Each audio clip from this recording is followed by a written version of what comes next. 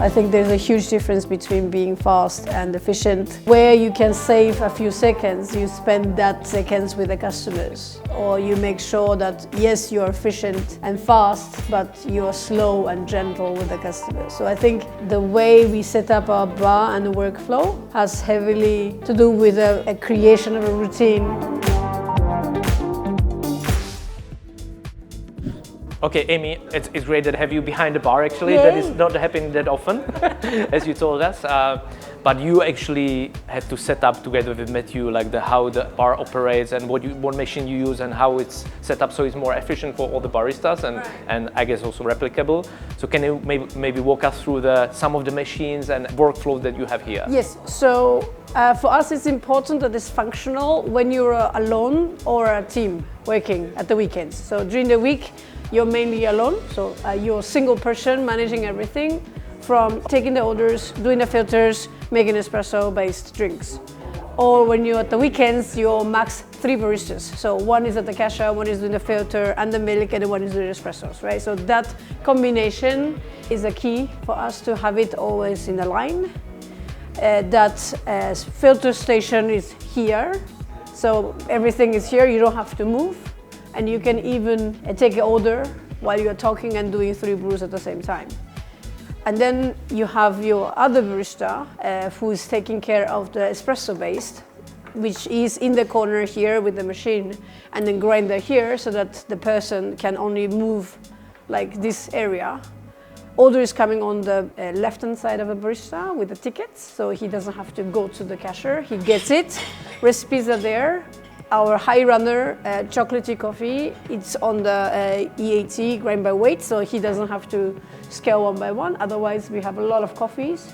So everything is in the jar. It's not pre-ground or pre-weight because we have 10 coffees otherwise, right? So it's also keeping everything very neat. And the time that you need as a barista to scale one coffee is maybe 20 seconds. It's gonna take as long, or even if not longer, if you have to choose which container you have to find. So that's also the reason why we do not pre-dose, but then instead they have to go with the scale and the shovel, like a cup, to wait before grinding and after grinding. So everything is in the EK. And that grinder EK in the corner is dedicated for espresso. We have another EK here standing dedicated for filter, so that you have less retention in both grinders. And you can move in espresso, you can move a little bit, and filter, you can move a little bit in the range of both drinks. We really care where baristas stand. So when you have an island of, let's say, espresso machine, everything should be close to that barista within 3 steps. So you move, but you don't do the zigzag.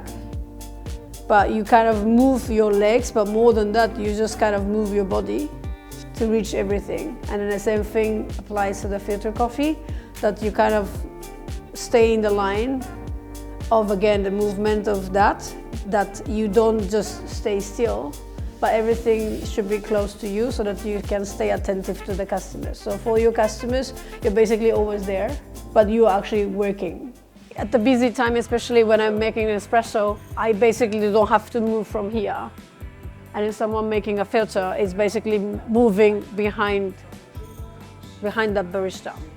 And anybody who can do milk can jump here. And then again, it's not cutting the corner or cutting a line of filter or espresso based. Filter coffee is also coming from my own experience when I was only barista myself here at the shop. When I was alone, I could pick whatever, and I'm consistent myself, I tried. But the moment we introduced another barista, it was almost impossible to be calibrating ourselves to be the same brew in a cup. So we had to come up with a solution between fast delivery, good delivery, calibrated delivery in a cup. And then we came up with a solution with Gina today, which allows me to combine immersion and a drip at the same time. So what we do is quite straightforward. When we do the blooming phase of 30 seconds, the valve is closed, it's totally immersion. And then the recipe is you pour 50 grams for 30 seconds. And that's the same for every single person. So it doesn't matter how tall, how slow, how fast. It's an immersion that is consistent.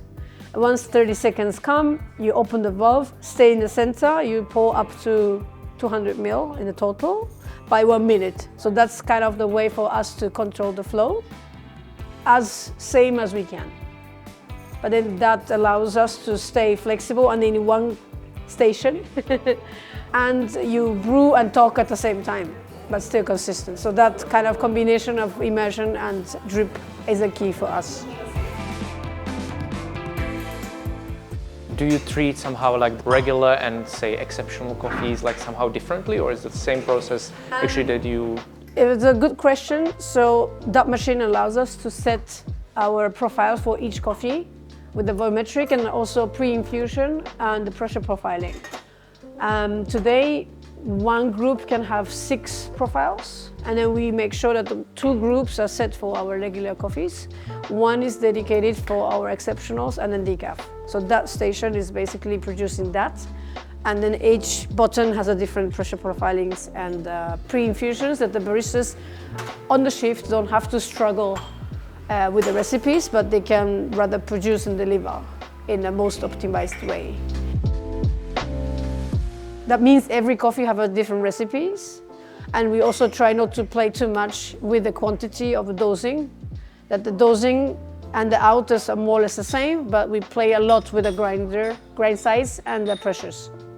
That's like this, it's easier to deliver, but also we can try to ensure the quality of the coffee that is delivered in a cup without too much stress.